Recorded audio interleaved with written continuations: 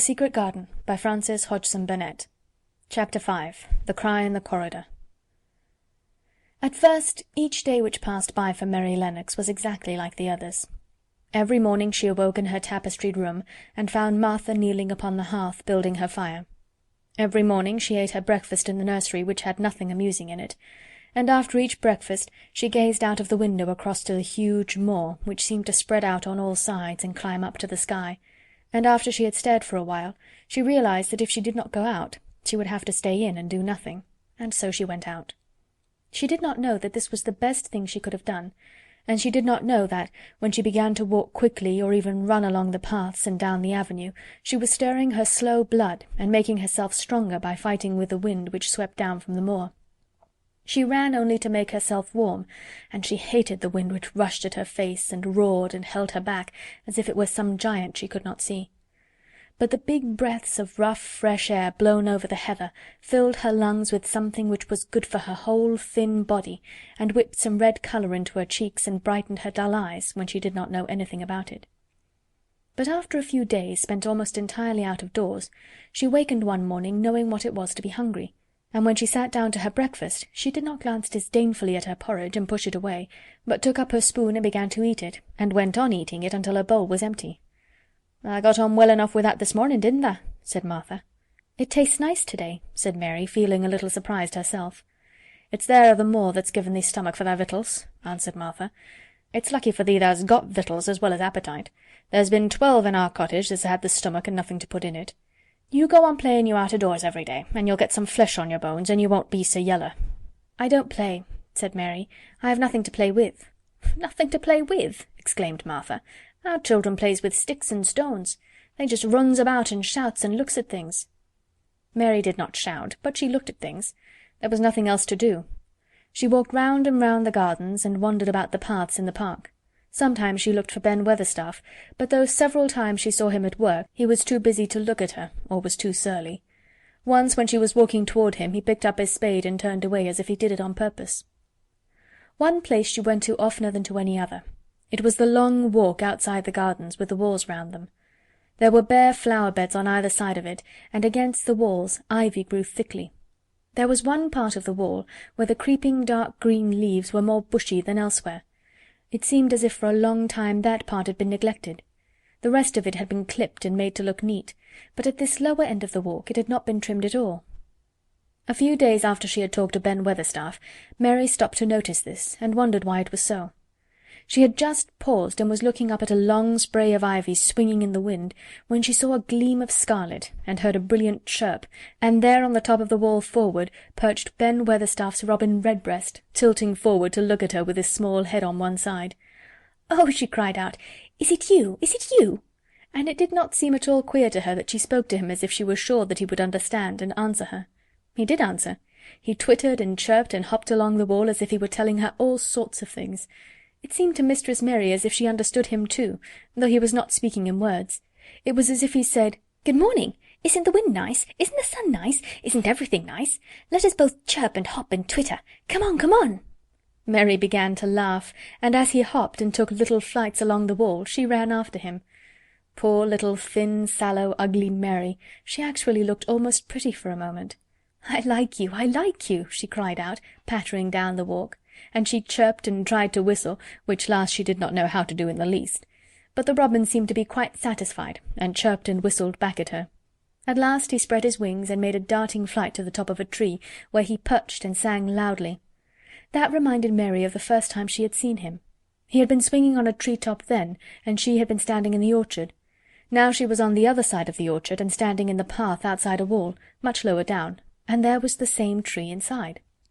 "It's in the garden no one can go into," she said to herself. "It's the garden without a door. He lives in there. How I wish I could see what it is like." She ran up the walk to the green door she had entered the first morning.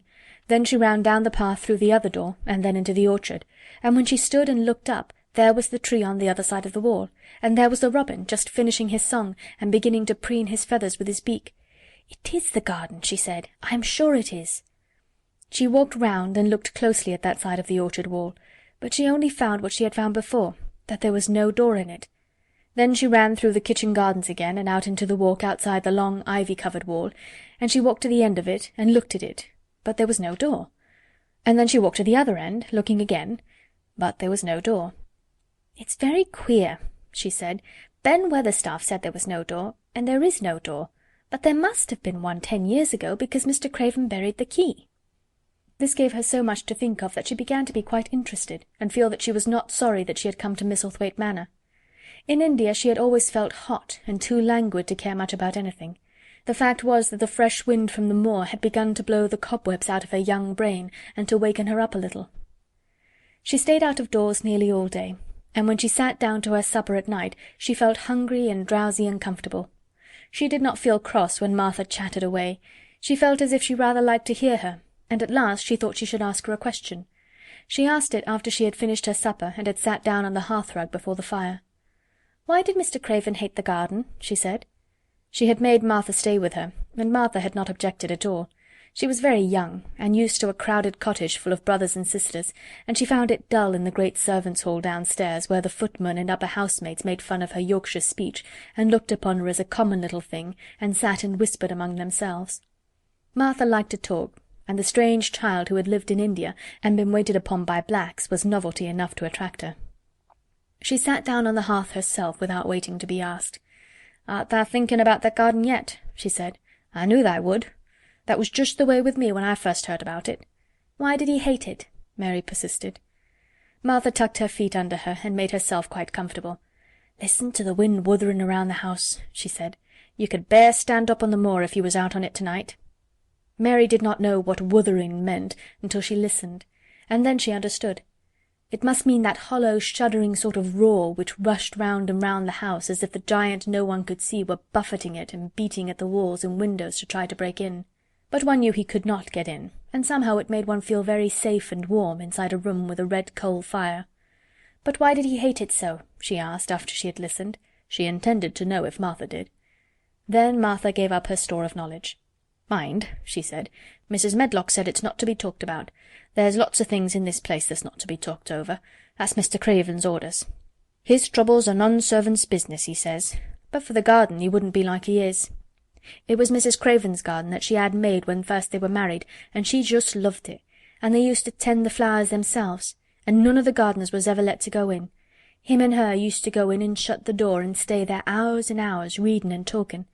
And she was just a bit of a girl, and there was an old tree with a branch bent like a seat on it, and she made roses grow over it, and she used to sit there.